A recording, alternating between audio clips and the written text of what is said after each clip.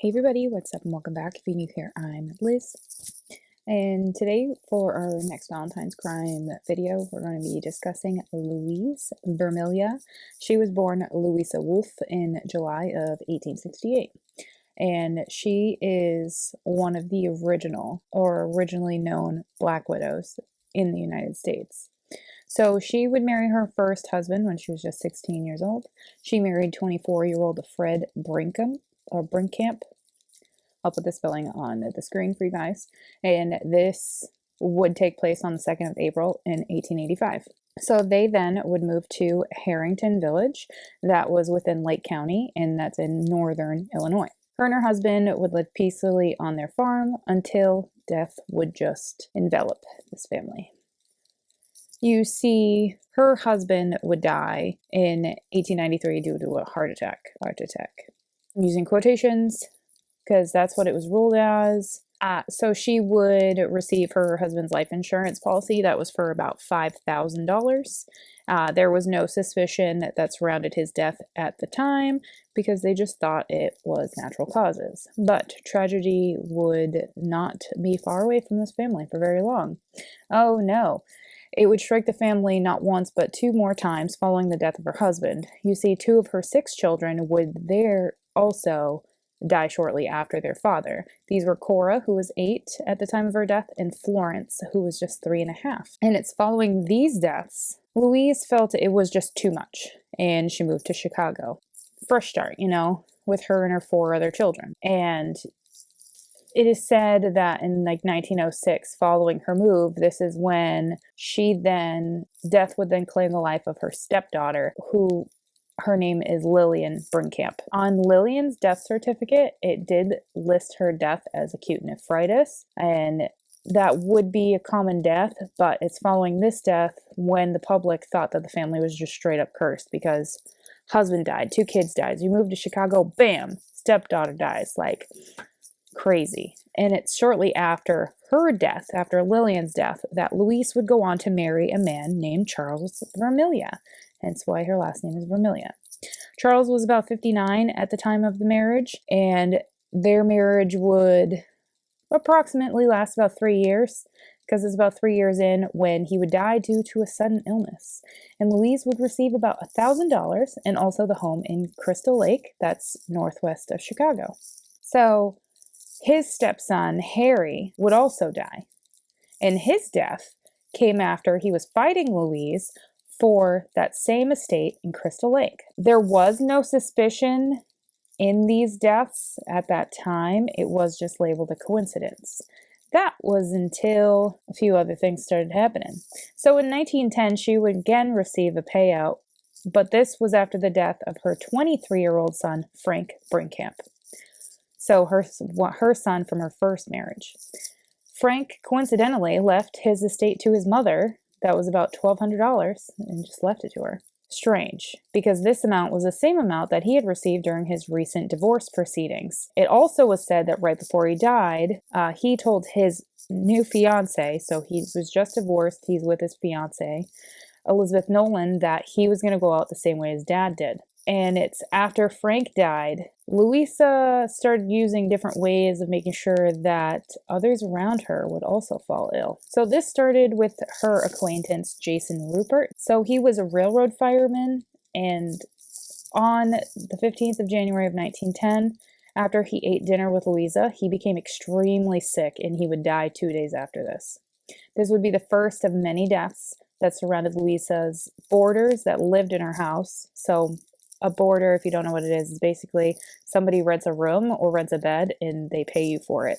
So they have somewhere to sleep. He was a boarder. He was paying Louisa to stay there. Also, she was probably being nice and cooking him food. Well, you get the gist. So next up is her new husband, Mr. Richard Smith.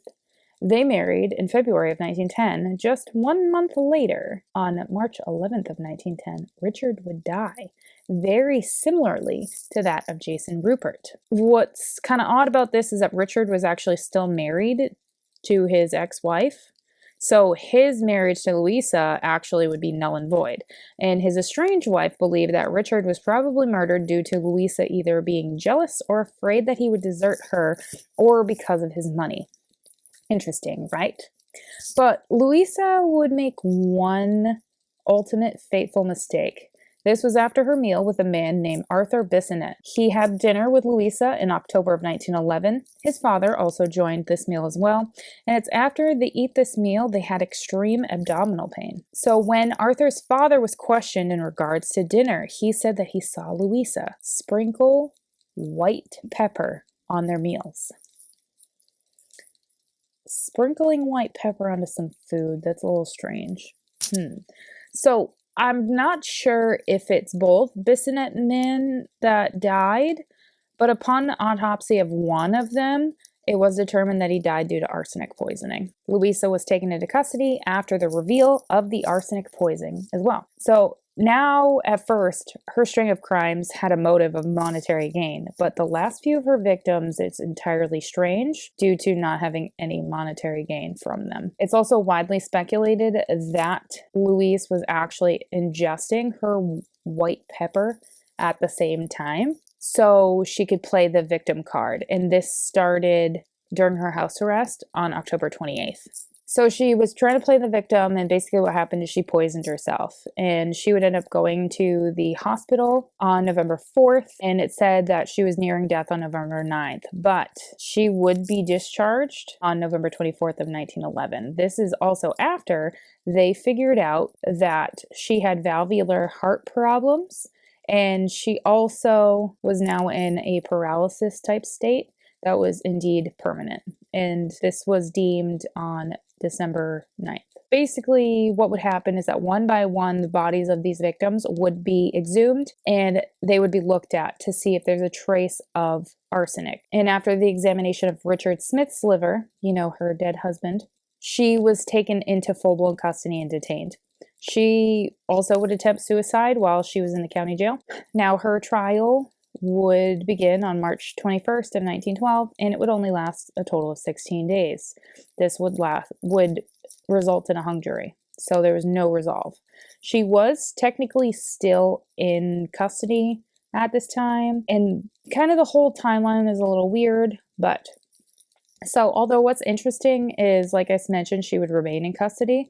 As of October 12th of 1912, she would be released after her health started to fail again on June 28th of 1913. So she remained in custody. She would be released in June of 1913, and this is after somebody posted a $5,000 bail. This case would come to a final summation on April 18th of 1915, and this was basically a conference. Now, the conference had the Assistant State Attorney Michael Sullivan and the State Attorney Hoyne. This would be in regards to a continuation. So apparently after she was released on bail, there was a continuation of her case to get a resolve. And what happened is that they wanted to figure out, are we going to continue this case or are we going to drop it? Basically, they dropped it. And Louise would never see this because she actually died on December 31st, 1913. So almost 2 years later, or like a year and a half later, actually it wouldn't be a year and a half later. We'll just say 2 years later, her case would be dismissed. She wouldn't see it in person. I mean, you could say she could see it in spirit, but still. It is estimated that Louise Vermilya acquired about $15,000 in life insurance or inheritance from the 9 deaths that she is accused of. What a nice black widow, right?